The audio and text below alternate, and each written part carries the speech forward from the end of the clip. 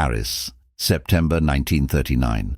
The cafes still smell of butter and tobacco, but everyone feels the tremor beneath the cobblestones. Newspapers vanish from kiosks before noon, headlines shouting what people already know. Germany has crossed another border, and France, magnificent, exhausted France, has declared war again. Inside the grey ministries along the Seine, men in uniform whisper about codes, sabotage, and the invisible war that will decide the visible one. For the agents of the 2e Bureau, France's military intelligence, the first days of the conflict, are chaos stitched together with optimism.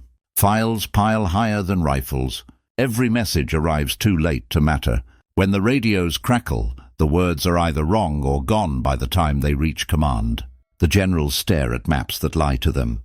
In offices thick with cigarette smoke, young clerks burn the edges of reports in ashtrays, terrified of leaving a trace if the Germans march in before dawn.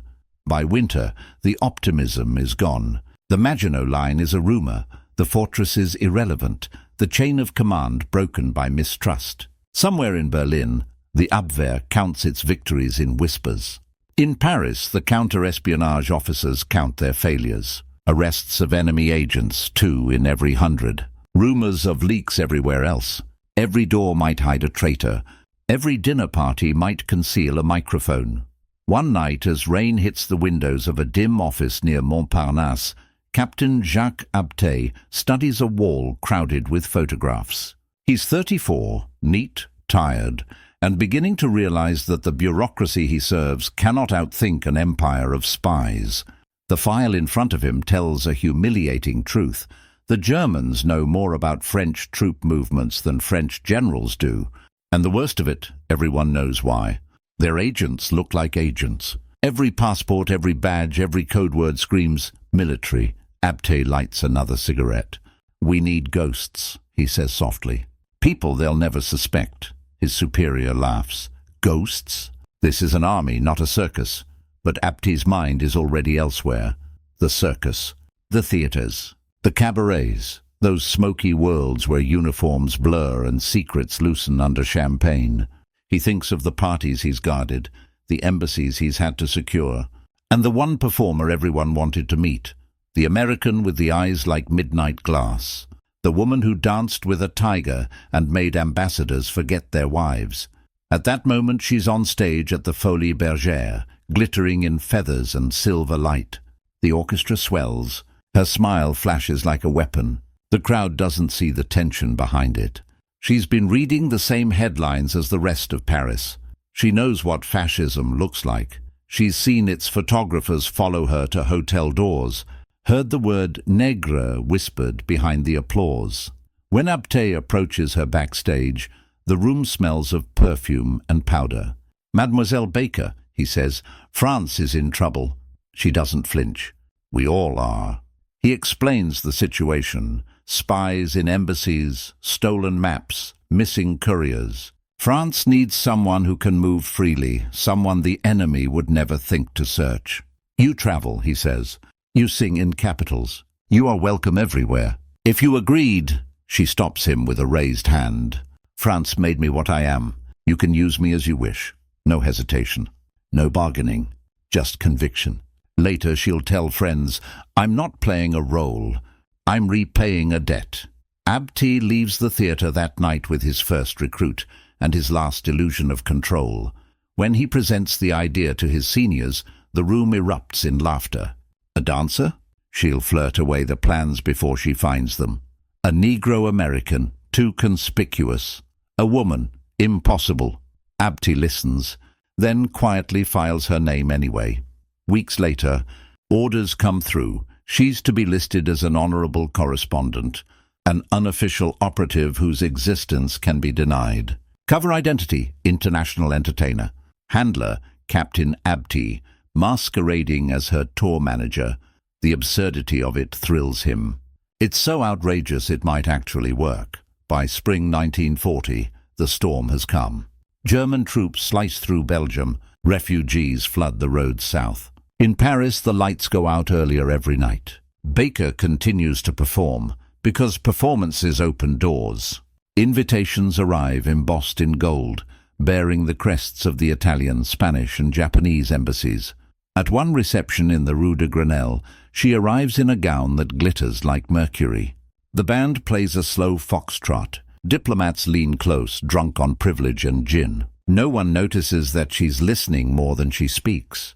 She drifts between languages, English, French, Italian, collecting fragments, shipments, departure dates, coded phrases hidden in boasting.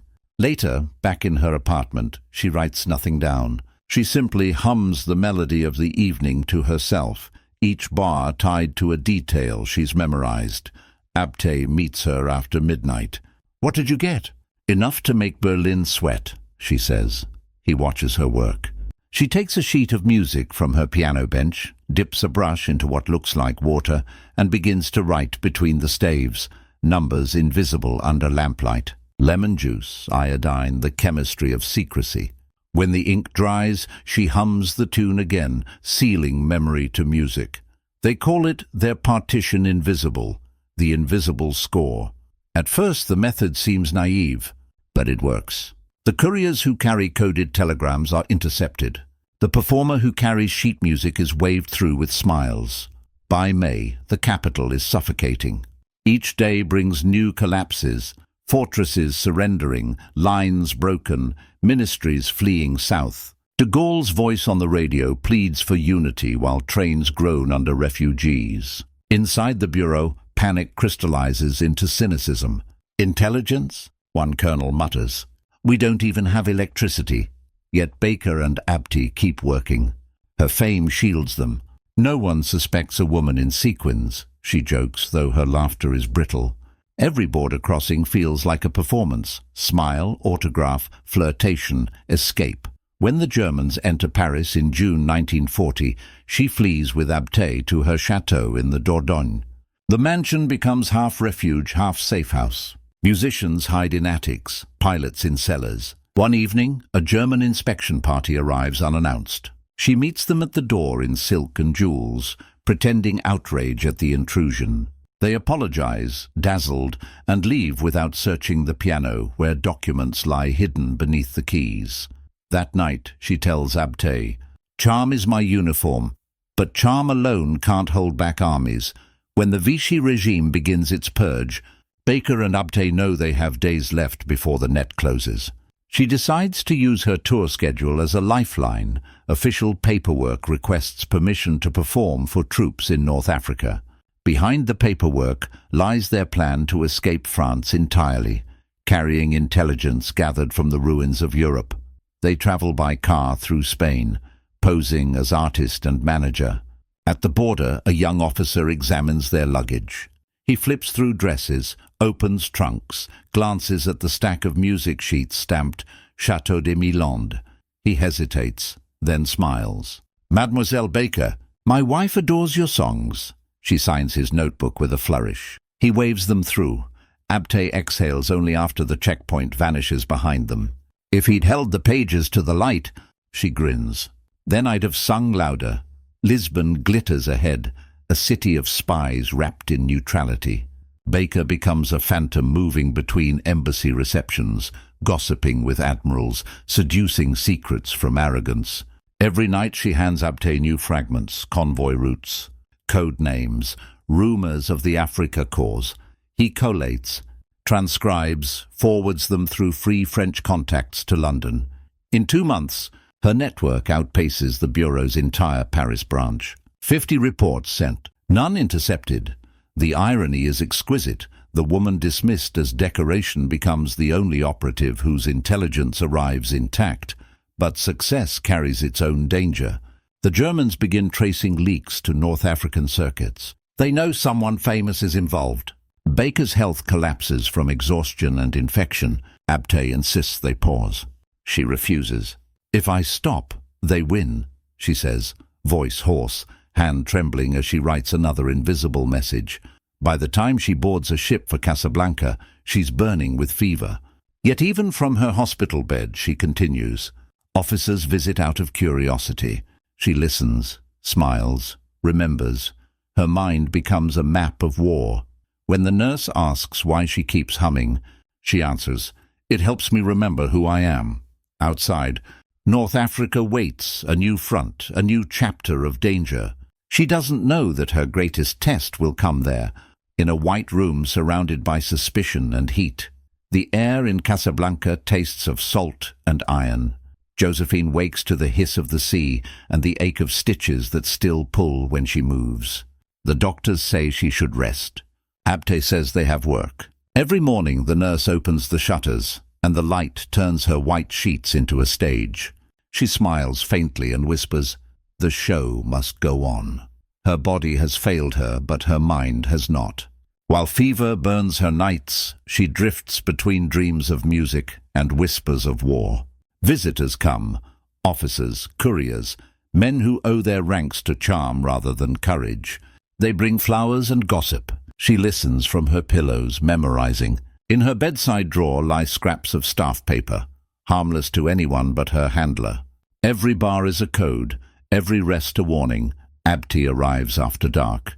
He looks older, his eyes bruised by sleeplessness. "We're ghosts again," he tells her. "Lisbon wants proof you're still alive." She laughs softly. "Tell them the dead woman's still working." He places a portable UV lamp on the bedside table. She slides one sheet toward him. Under the violet glow, invisible ink flares to life. Strings of digits, acronyms, half-phrases slanting between treble clefs. The coordinates of Axis convoys moving through the Strait of Gibraltar. "The method works," Abte whispers. She smiles. "Of course it does. Who searches a song?" The idea seems absurd. Intelligence hidden in art, espionage disguised as entertainment. Yet in the smog of war, absurdity is survival. Baker has turned her own celebrity into camouflage. When the Vichy police raid hotels, they search trunks of men, not the dressing gowns of women who dine with governors. When border officers unfold her scores, they see only rhythm, not revelation. Every night she tests her memory like a muscle, numbers translated into notes, words tied to melodies. She hums the intel until it sinks beneath language, then writes it in a cipher only she can sing. The nurses think she's rehearsing. In truth, she's building an archive. By August 1941, she's strong enough to walk again. The doctor insists on quiet. She insists on Lisbon. Abte protests. "You'll kill yourself." She answers, "Better by choice than by surrender." They leave Morocco on a neutral flight.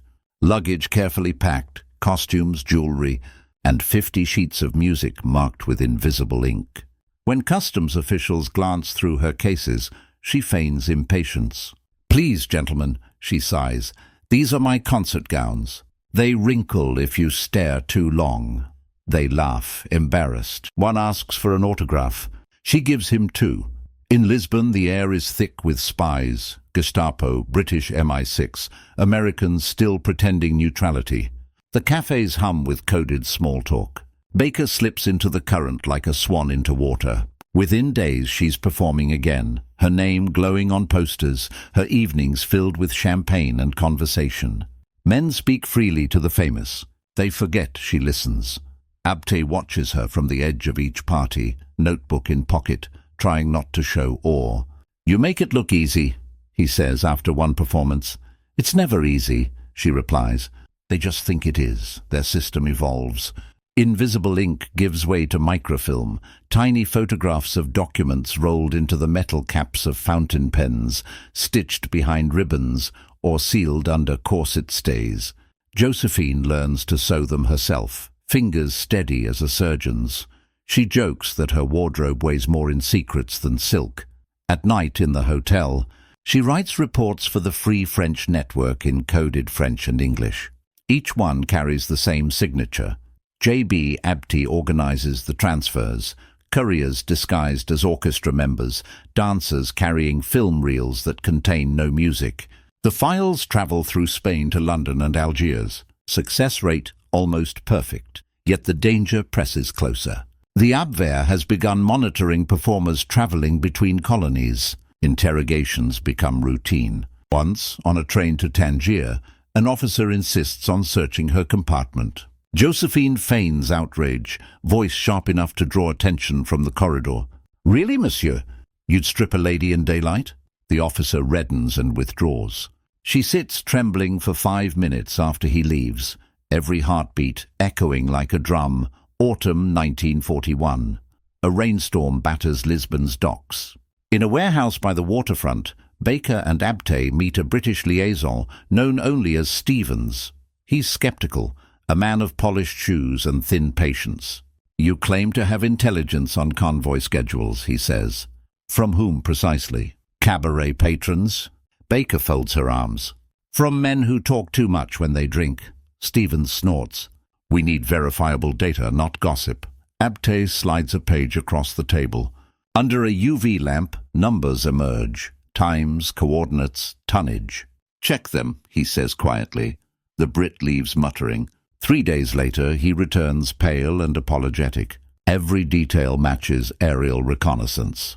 "You're either lucky," he says, "or better than our entire section." She leans back, smiling. "I prefer better." From that moment, her network becomes indispensable. Reports from her route inform Allied planners preparing for a future still unnamed, Operation Torch. She doesn't know the name yet, only that men are dying for lack of what she provides. Through 1942, she performs across North Africa. Her body heals.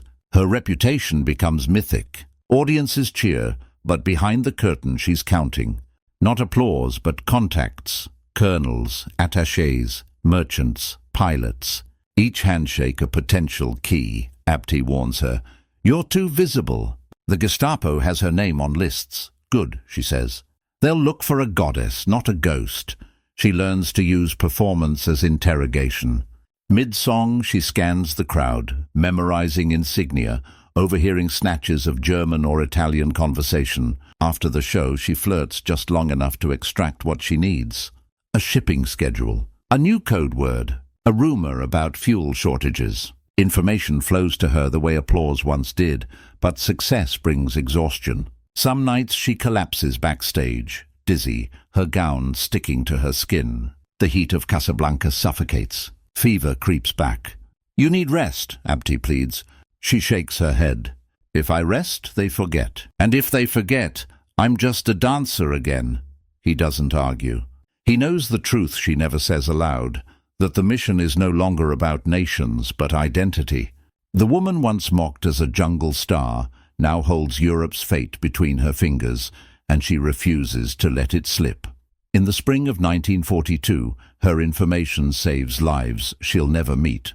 Convoy K near Oran reroutes after she reports German submarines preparing ambush. 60 merchant sailors survive. Another warning allows Allied pilots to bomb supply depots 2 days before enemy reinforcements arrive. Baker reads the headlines and smiles faintly. The papers praise superior intelligence coordination.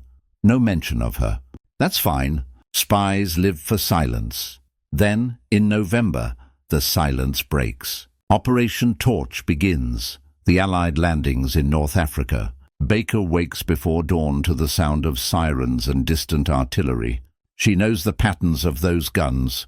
She's mapped them herself. From her balcony, she watches the sea flash orange. Abte bursts in hours later, grinning despite the chaos. "They used it," he shouts over the noise. "Your reports, the harbor charts, the depth readings, they used everything." For a moment she just stares at him. Then laughter and tears come together. "Then it was worth it," she says. "The victory is partial, messy, but real." And with it comes recognition from men who once dismissed her. Colonel Bernard, the skeptical officer overseeing Free French intelligence, requests a meeting. He's heard of the singer who delivers miracles. In a sparse office still smelling of dust and cordite, he studies her reports. "You expect me to believe this came from parties and performances?" he asks. She shrugs. "From people who talk too much, Colonel." He tests her data against intercepted transmissions. Every coordinate matches. Every date checks. Finally he looks up. "Mademoiselle Baker, France owes you more than it knows." He authorizes new papers, new funding, and permission to travel wherever she pleases. It's both reward and risk. Freedom means exposure, yet she accepts. That night, As the city goes dark under blackout orders, she stands by the window, the scent of burning oil drifting in from the harbour. "They believe me now," she whispers. But belief doesn't last. Abte pours 2 glasses of cheap wine. For tonight, it's enough. Over the next months, her network expands. She recruits interpreters, stagehands, even hotel maids, anyone invisible to power. Her Lisbon base becomes a clearinghouse for information between the Free French, the British, and the Americans. She codes her notes more intricately, embedding digits within lyrics. Every second rhyme conceals a number, every chorus a date. When she performs, the orchestra never knows she's humming classified data under her breath. By mid-1943, success feels almost normal. Then come the letters, anonymous, threatening, the kind written in pencil to hide trembling hands. "You are being watched. Traitor to France." One morning, a dead pigeon is left outside her villa, its wings pinned. Abte wants to move their base. She refuses. "Fear is what they want," she says. "Let them watch. I'll give them a performance." That night she steps on stage in Algiers wearing a gown heavy with sequins and secrets. The crowd roars. Somewhere among them sit informants taking notes for the Gestapo. She sings louder, eyes blazing, daring them to see what they never will. Afterward, she faints in the dressing room. Heatstroke, the doctor says. Exhaustion, Abte knows. Weeks later, she receives a telegram from London. Mission confirmed. Data instrumental in torch landings. Gratitude conveyed from Supreme Command. She reads it twice, then folds it carefully and places it inside a hymn book. Proof, she murmurs, that even a song can fight. Yet victory carries a strange emptiness. Her name will not appear in reports. Her work will remain classified. Fame and anonymity. Two cages of different shapes. When the applause fades that night, she looks at her reflection in the mirror. The sequins glimmer like constellations. "You wanted to be seen," she tells the woman staring back, "and now you never can be." Outside, thunder rolls over the sea. She hums softly, as if to steady the world. She doesn't know it yet, but the danger will return with a vengeance. The enemy has learned her name, and her body, already weary from infection, will soon betray her again. Casablanca, summer 1941. The ceiling fan turns slow circles over Josephine's hospital bed, pushing hot air that smells of iodine and roses. Outside, trucks grind through the narrow streets. Somewhere in the harbour, a siren wails. She tries to sit up, but the bandages along her ribs pull tight. Abte stands at the window, his coat over his arm, sweat shining on his face. "They're coming," he says quietly. "Who?" "Gestapo. 2 agents from Madrid. They think a courier came through your villa." Josephine's lips curve, half a smile, half a grimace. "Then they'll be disappointed. I've already mailed the concert invitations." Abte doesn't smile. "If they search this room, we're finished." She looks at the grand piano in the corner, white lacquer, gifted by a Moroccan patron, now hiding a stack of coded reports beneath the false panel Abte built. She gestures toward it. "Then we'd better hope they enjoy music." Footsteps echo in the corridor. 3 men enter, their boots loud against tile. The senior officer bows stiffly. "Mademoiselle Baker, forgive the intrusion." "Routine inspection." She pretends surprise, gestures weakly toward her dress stand. "Inspection? Of what, my nightgown?" The younger agent blushes. The senior mutters apologies, checks drawers perfunctorily, then signals to leave. She waves a hand toward the piano.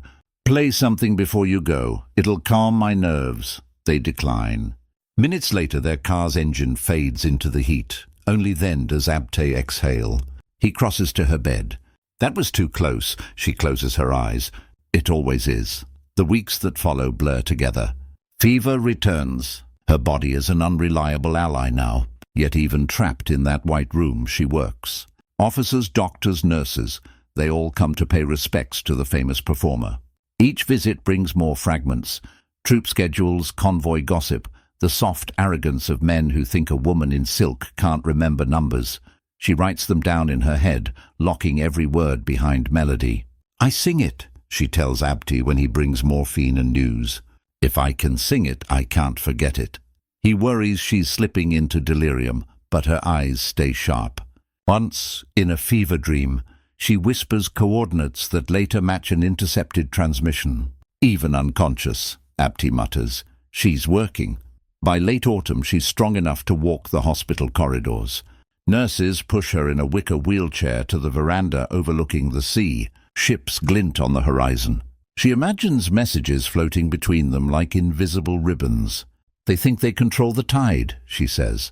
But the tide listens to me. That night she hosts a small soiree in her room. Wine, music, laughter, her camouflage. 2 Italian officers attend, charmed by her legend. One boasts about new supply routes to Tunisia. Another mentions airfields along the coast. She smiles, listening, pretending not to understand their German-accented French. By morning, those details have already become invisible lines across her latest sheet music. Winter 1941 bleeds into 1942. Europe drowns in noise and blood, but Casablanca remains a strange twilight world, half occupied, half free.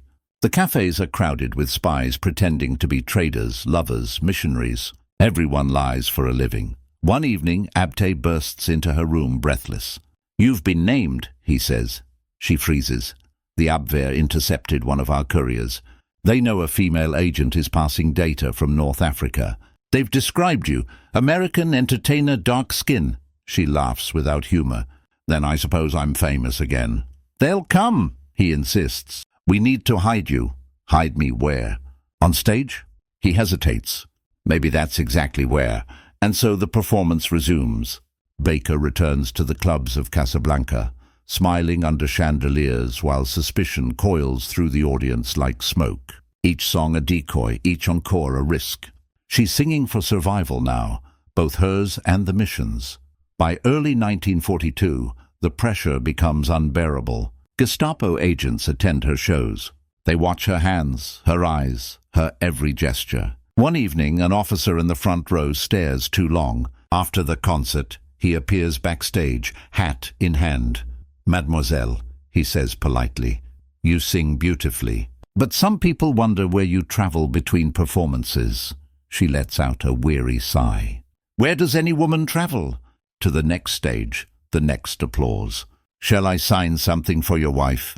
The question disarms him. He leaves with a blush and a signature. When the door closes, she collapses into Abte's arms. Her heartbeat feels like artillery. "One day," she whispers, "they'll stop asking politely." 2 months later, she's summoned to Algiers under the pretext of entertaining Free French troops. Abte senses the danger. Travel papers forged too fast, orders too vague, but they go anyway. The ship smells of diesel and sweat. In her cabin, Baker opens the suitcase containing her coded music and wonders if she'll live to unpack it. At dawn, they dock amid chaos. Algiers has become a crucible of intrigue.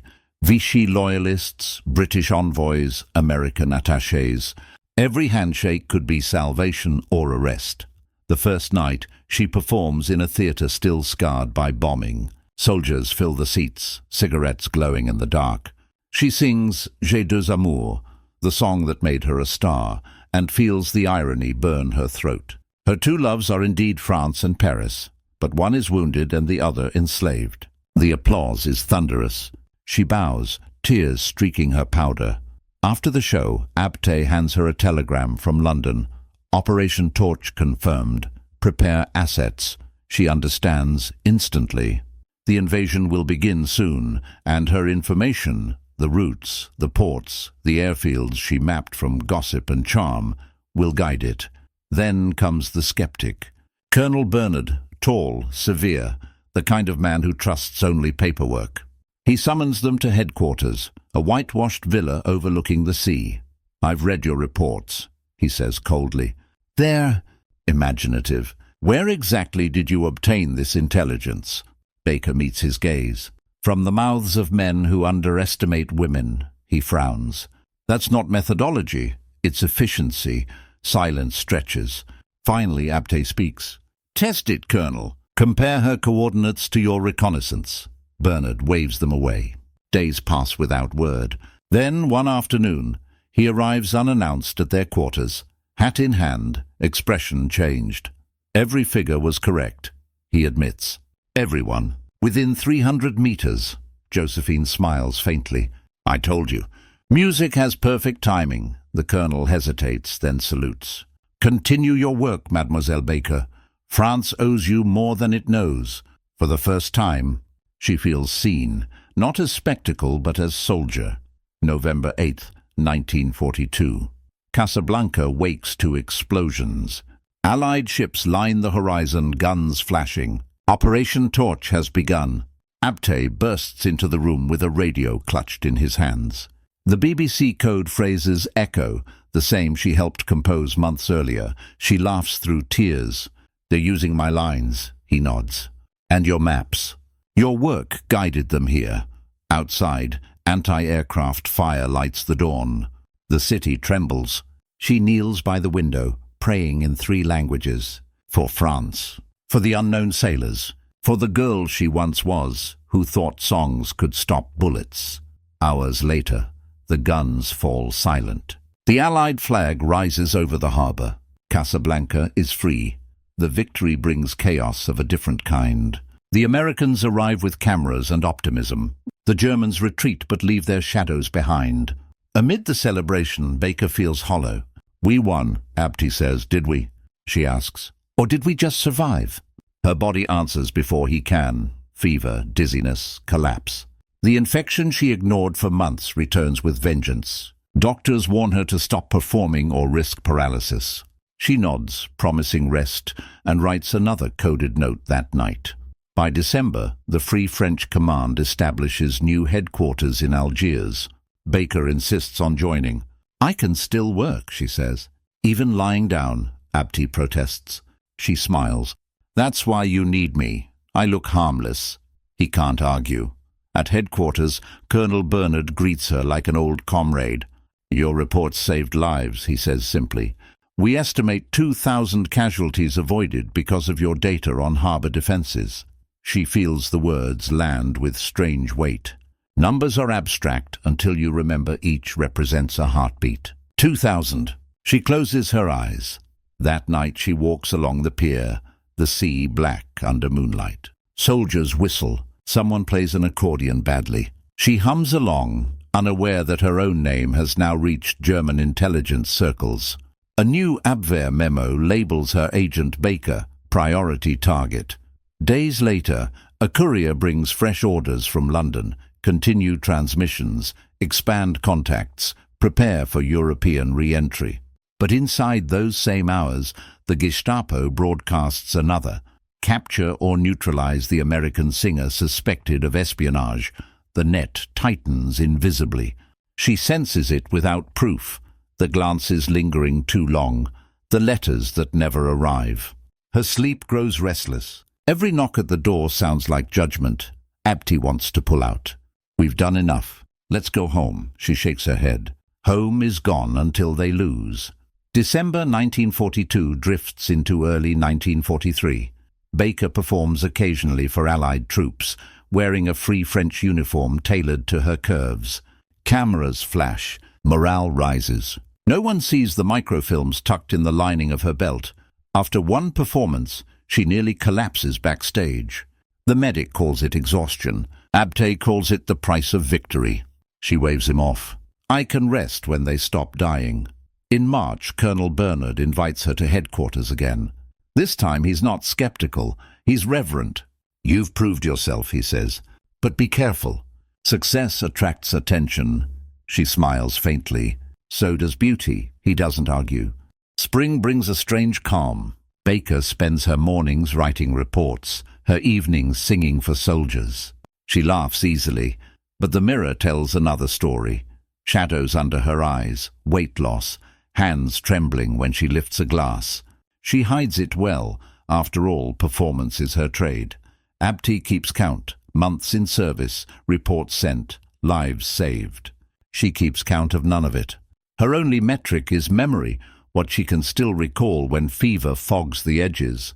Sometimes she wonders who she is now. Not the star of the Folies Bergère, not the lover of Parisian lights, but a ghost woven from music and danger. "If I die," she tells Abti one night, "make sure they know I did something useful."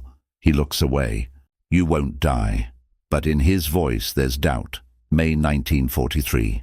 A telegram arrives. General de Gaulle requests personnel report on operative JB. It's both honor and omen. Within weeks she'll be summoned to London for de Gaulle's review, the final validation of all she's risked. Abte delivers the news. "They want you to testify. To prove the system works," she laughs weakly. Finally, an audience that listens, but she's too weak to travel. Doctors forbid it. Abte argues with them, then with her. She silences him with a look. "If I can still sing, I can still serve." When the summons finally comes, it's more symbolic than procedural. She walks into the makeshift headquarters in Algiers wearing her lieutenant's uniform, medals glinting in the light. The room falls silent.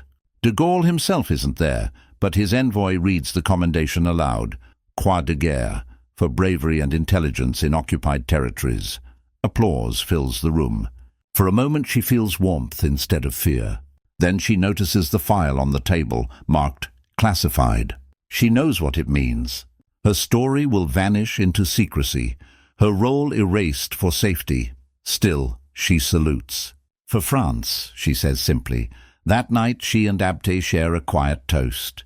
He lifts his glass. "To ghosts," she smiles. "To the music they never hear." Outside, waves crash against the breakwater, indifferent and eternal.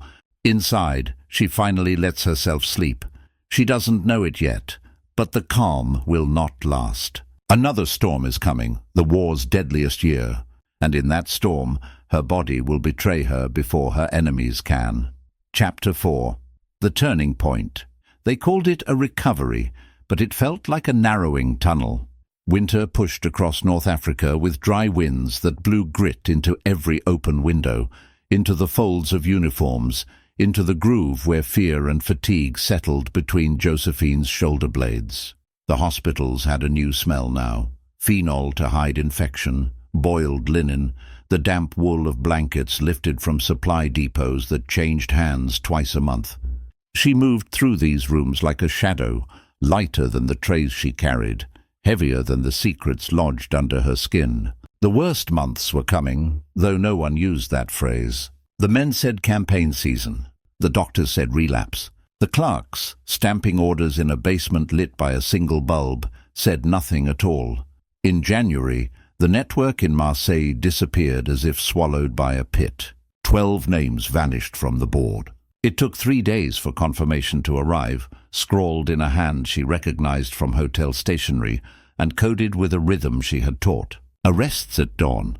Trucks leaving side streets where the bakery doors were just opening. Radios confiscated. Rooms torn apart until plaster made a snowfall of the floor.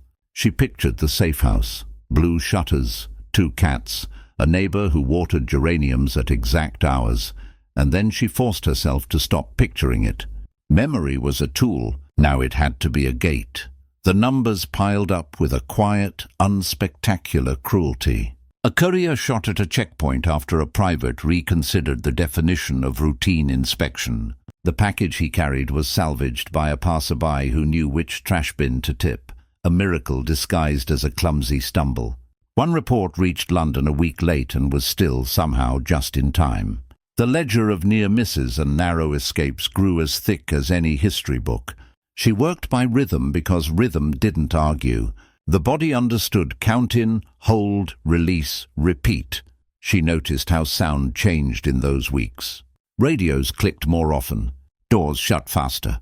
The city developed a nocturnal silence that wasn't peace but the space between heartbeats.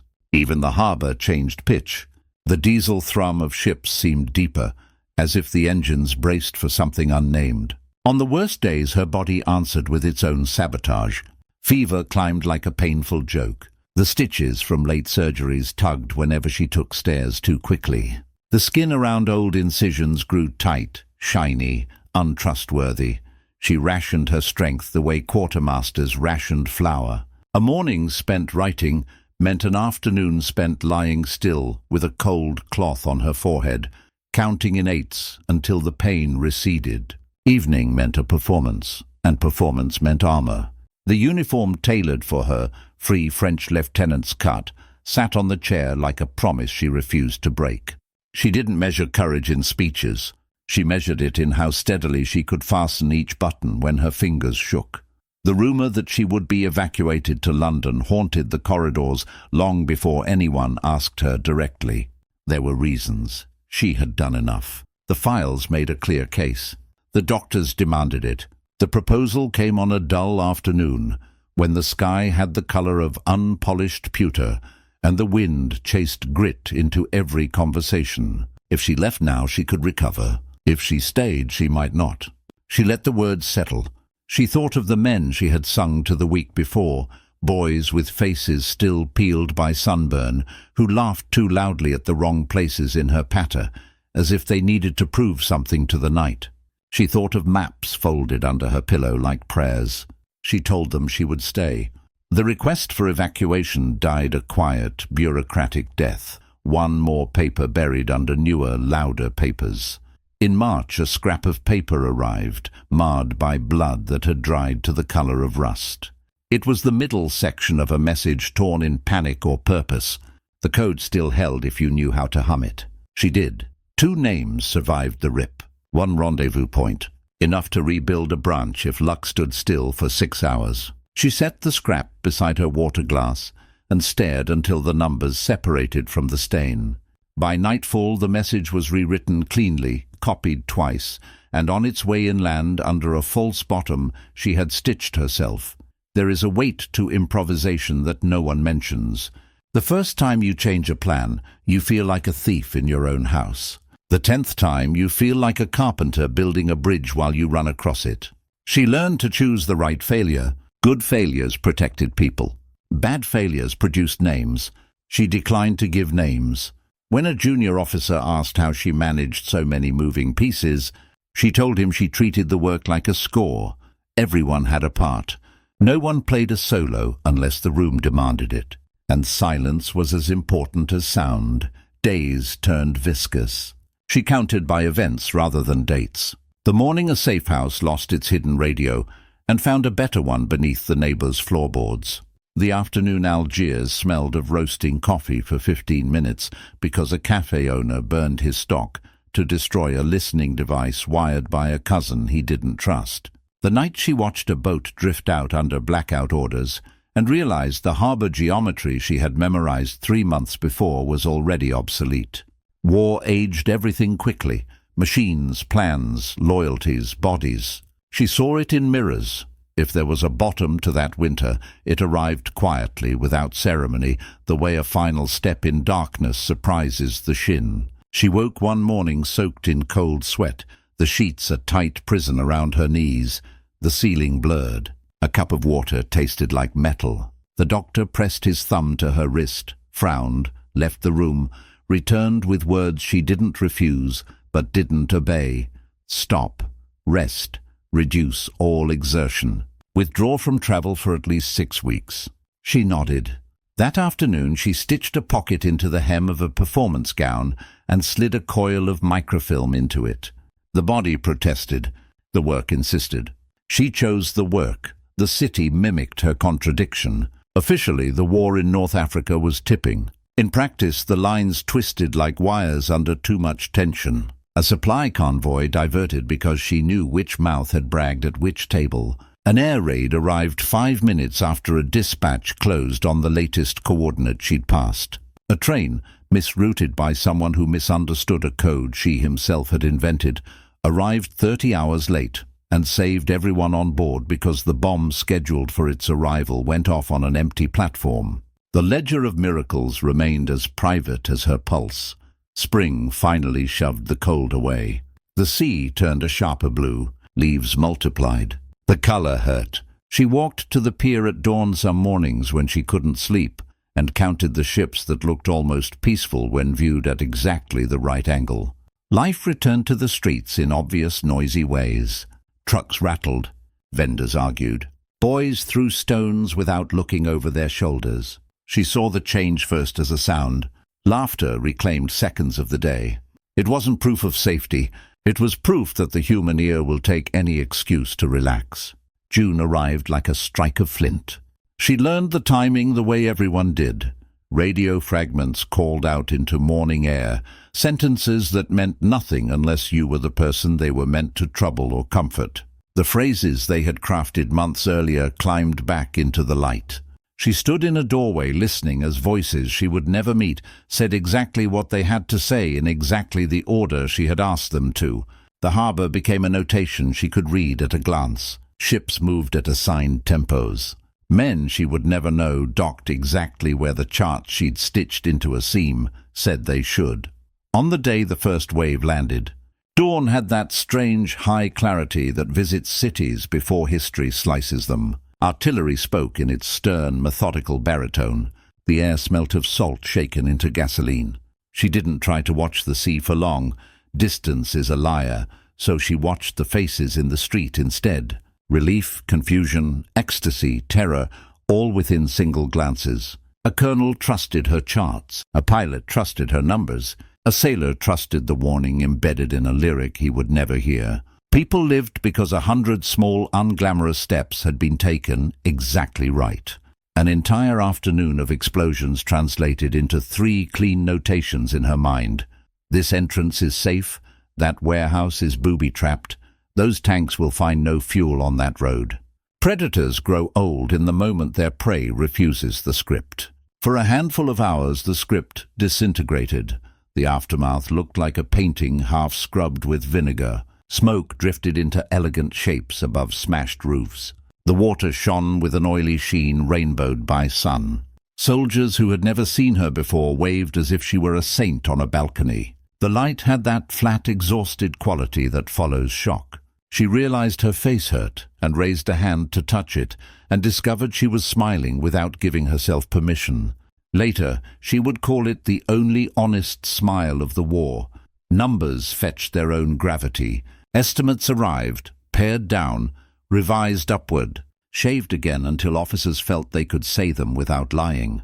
2,000 casualties avoided in those first days because certain munitions dumps had already been moved and certain moorings had already been preemptively mapped. She let the number sit still in her chest a moment. It was impossible, and it was only the beginning, and it was already more than she'd allowed herself to hope. She slept that night without dreams for the first time in months. The body, practical to the end, took its chance. The collapse began with a faintness she dismissed, and ended with a world that tilted in brief, nauseating waves. The doctor wasn't gentle this time. Words turned to orders. Strict rest. No performances. No travel. The list of forbidden actions sounded like a lecture addressed to a child who'd run too fast. She nodded again and disobeyed, again until the disobedience cost her breath. The truth landed like a hand on the shoulder. To continue at the current speed was to fail in a permanent way. Not just the mission, her. In the pause that followed, she learned new work.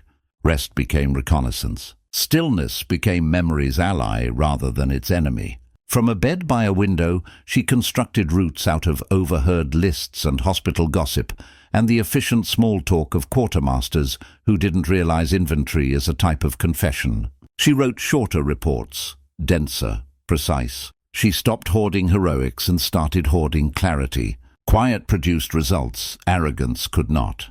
She had always known this. It was different to stake your health on it. Recognition arrived without ceremony, and that was the only kind she could trust. A memo signed by a colonel who once doubted her gave shape to the rumors. Commendation. Formal thanks. The medals would come later, pinned on fabric that had already been repaired too many times. For now there was a sentence that mattered most. Continued operations authorized.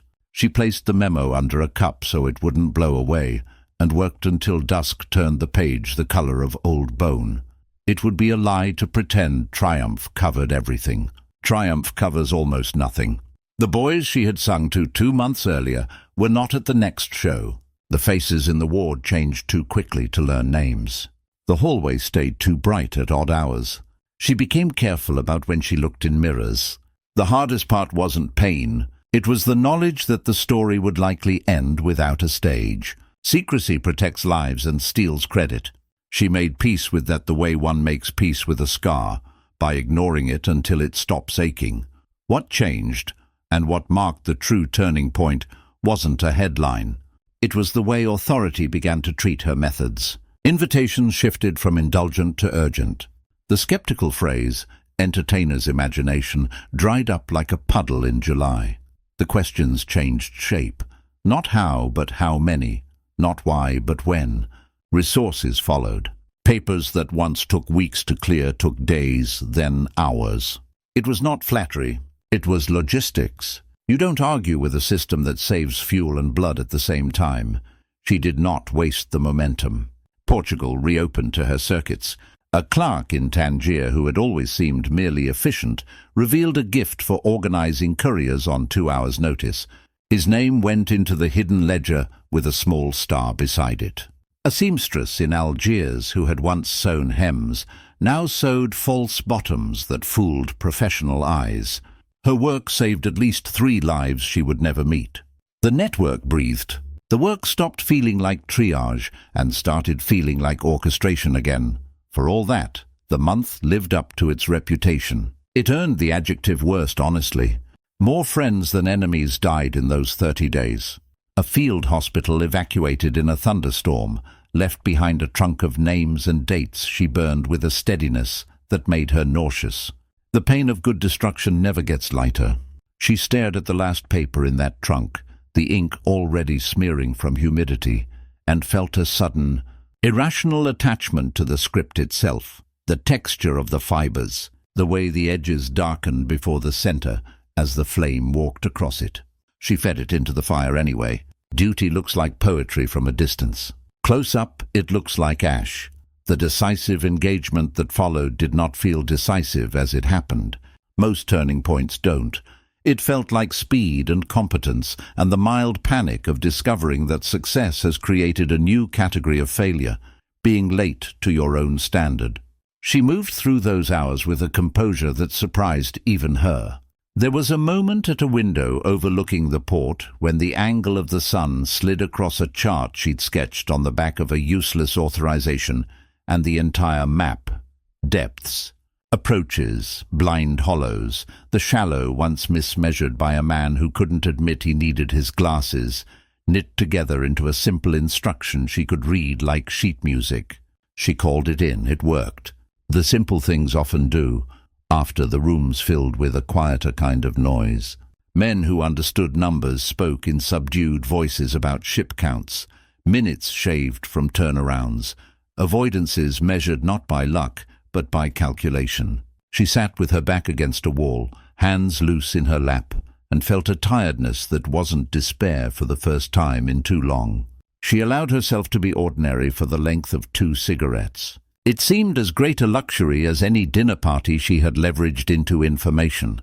Personal cost doesn't present an invoice. It accumulates in small outstanding balances. A tremor in the hand that didn't exist last year. A hitch in the breath after 2 flights of stairs. The way colors in the late afternoon sometimes looked too bright, like a set painter had overcorrected.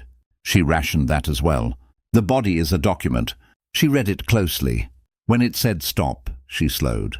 When it whispered go, she went. Pride is a poor physician. The phone rang the next morning with a different tone. Not the clipped rhythm of orders.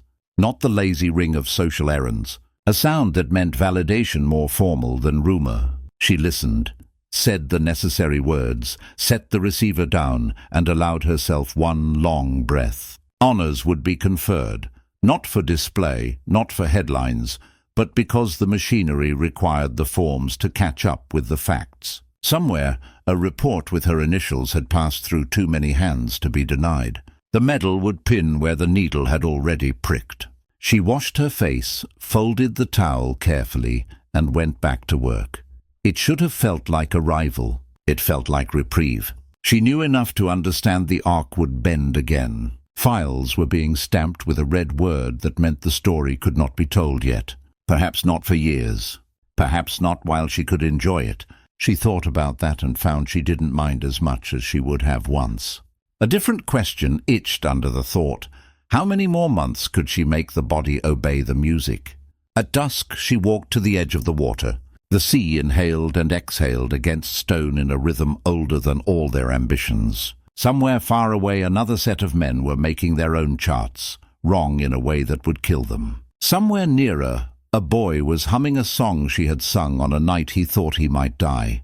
She had never believed in omens. She believed in timing and craft. She stood there until the sky became the color of diluted ink, and then went home.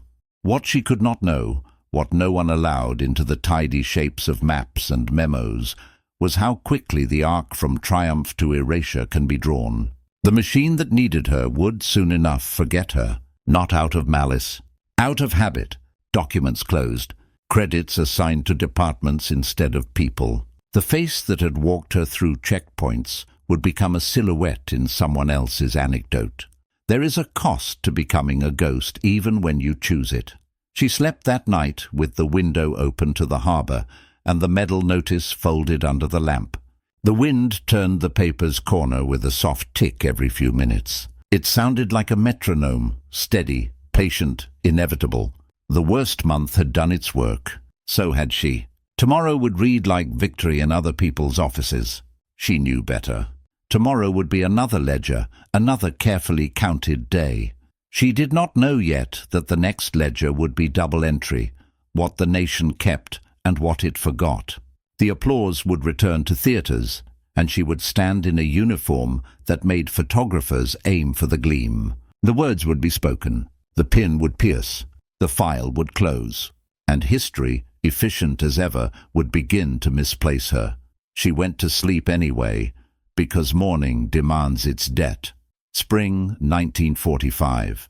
The war had not ended yet, but the noise had changed. Explosions were rarer now, more distant, like storms that had learned exhaustion. Paris waited under pale light and the sound of returning trains. Josephine stood by a window that had lost half its glass, staring at a skyline stitched together by scaffolding. The streets were full of uniforms again, some foreign, some familiar, all tired.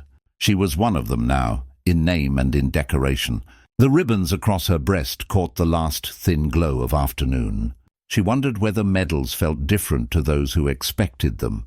Letters arrived in uneven floods. Congratulations.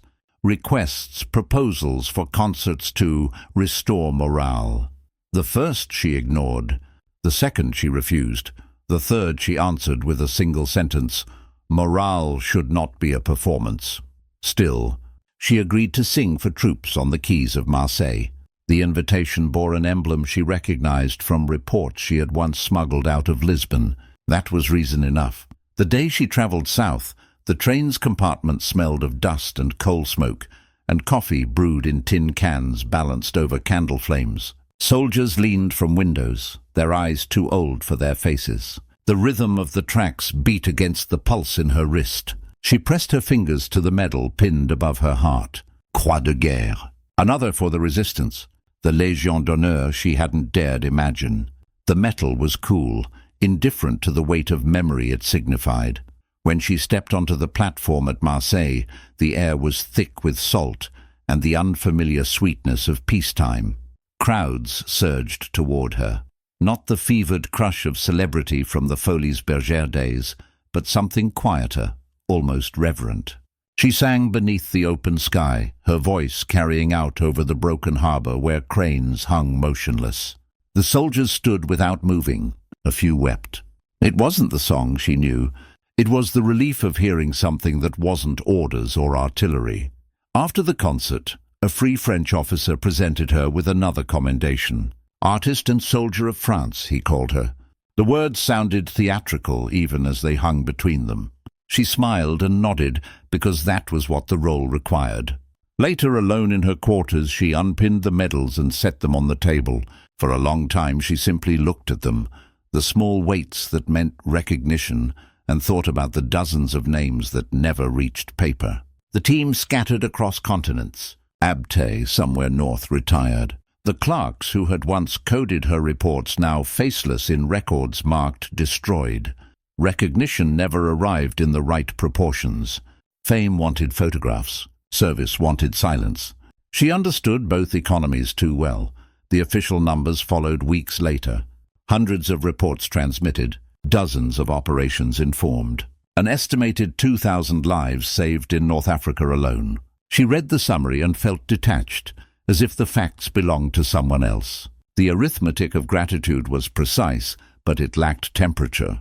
No report could account for the smell of iodine and roses in that Casablanca room, or the sound of boots receding down a hospital corridor. Yet she also knew this was how history worked. It filed things until the edges dulled. Her file was already stamped with a word she had seen before: classified. The classification kept her safe then. Now it locked her out of her own story. The irony wasn't lost on her. The same secrecy that once protected her life would now erase it. The years that followed were quiet and relentless. The world rebuilt itself with the arrogance of amnesia. Nations drafted memorials faster than they paid pensions. Heroes became decorations for speeches. She toured again, this time as a symbol of unity, singing the same songs in rooms where no one guessed that the woman on stage had once carried battle plans under her skin. When interviewers asked about the medals, she spoke of France's courage, never of her own. When they pressed, she said, "A performer's duty is to make others brave." It was the closest she would come to confession. Files that held her real history slept under dust. The Deuxième Bureau folded into new agencies. Names changed. Papers burned. Those who remembered were aging, their memories thinning like carbon copies. The story of how intelligence hid in music evaporated into myth. In 1961, an archivist found fragments, telegrams, microfilm lists, letters signed only JB. The rediscovery was quiet. An internal memo circulated among analysts who admired the ingenuity but saw no reason to publicize it. Another decade would pass before historians like Hannah Diamond wrote her name again beside the word espionage instead of entertainment. By then, Josephine was older, her fame reborn as nostalgia. She opened her home to children from different nations and called them her Rainbow Tribe.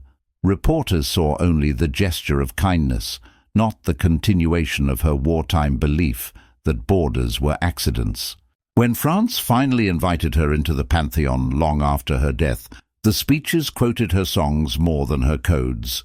The invisible ink had done its work too well, but among those who studied the archives, a different sentence endured, one she had written in a private note Abte kept until his death. "I did what I could with what they gave me. I used beauty the way others used bullets." That line resurfaced in a museum exhibition decades later. Visitors paused before it, some smiling, some uneasy. It is always disconcerting to realize that elegance and defiance can share a body. When people tried to explain her success, they used words like charm, intuition, grace. They avoided the harder truth. She understood visibility as camouflage. She knew that the gaze of power was lazy, that the same men who watched her dance could not imagine her as danger. She weaponized their blindness. The lesson outlived the war. Intelligence officers studying deception tactics in the 1970s cited her methods without naming her. Invisible ink on sheet music became a case study in lateral thinking. Historians tracing the lineage of wartime tradecraft found its echoes in Cold War couriers who smuggled microdots on postage stamps. Few realized they were following the steps of a performer who had once taken a bow under chandeliers, while entire networks pulsed through her hands. Even now, her file reads like an unfinished sentence. The dates are right, the margins empty. There is room for conjecture where certainty should be, but that emptiness is part of her design. Secrecy was her medium. She sculpted in absence. On the evening of April 8, 1975, she performed for the last time in Paris, a retrospective of her career that felt like a closing circle. The audience included veterans who remembered her in uniform. During the encore, she sang "J'ai deux amours" once more. The hall stood as one. Outside, lights flickered over streets that had forgotten ration lines and blackouts. Inside, she bowed, the sequins catching light like Morse code. 4 days later, she was gone, Her funeral drew tens of thousands. The French Air Force flew overhead in salute. They called her an icon, a legend, a symbol of France. Few used the word she had earned in secret, spy. History eventually restored it. In 2021, her name was carved into the Pantheon, the same stone sanctuary where France keeps its immortals. The ceremony was televised. The speeches were elegant. They mentioned equality, artistry, courage. They left the sheet music unmentioned. That was fitting. Some stories are strongest in what they omit. Looking back, it is easy to see the arc. A performer who became a courier, a woman who turned invisibility into strategy, a nation that forgot and then remembered. But living it was not an arc. It was a series of rooms, of small choices, of quiet bets placed against probability. The ink she used has long faded, yet its pattern survives in every story told about unseen hands changing the course of events. Her life leaves a question behind, sharp as a key left in a lock. How many solutions are we overlooking today because they arrive in the wrong disguise? How many Josephines stand in plain sight, dismissed as decoration while the world searches for saviors in uniforms? The medals remain, polished, untarnished. The secrets remain too, layered under the gloss of legend. Both tell the truth, both lie. And between them, the woman who used beauty as weapon and rhythm as code continues to move through history, light as a dancer, certain as a cipher. When the credits of war finish rolling, silence arrives awkwardly. Files close. Rooms empty. Names that once passed between agents in whispers become lines on paper, and paper ages faster than people imagine. Yet sometimes a trace remains, acid on cellulose, numbers half lifted by light. That is how Josephine's story endures, not as a headline, but as residue. She had called her art a language without borders. It became her method, her armor, her disguise. Invisible ink dried decades ago, but the idea behind it, information hidden in plain sight, still threads through the modern world. Every encrypted signal, every anonymous message, every piece of truth carried by someone overlooked is an echo of her design. History keeps its monuments, but legacy hides elsewhere, in courage that doesn't announce itself, in brilliance that passes for ornament, in the quiet decision to act when no one expects you to. Josephine Baker used applause as camouflage and rhythm as resistance. The audience never saw the code. Perhaps that's the point. The best performances aren't the ones that end in ovation, but the ones that leave the room listening long after the lights go out.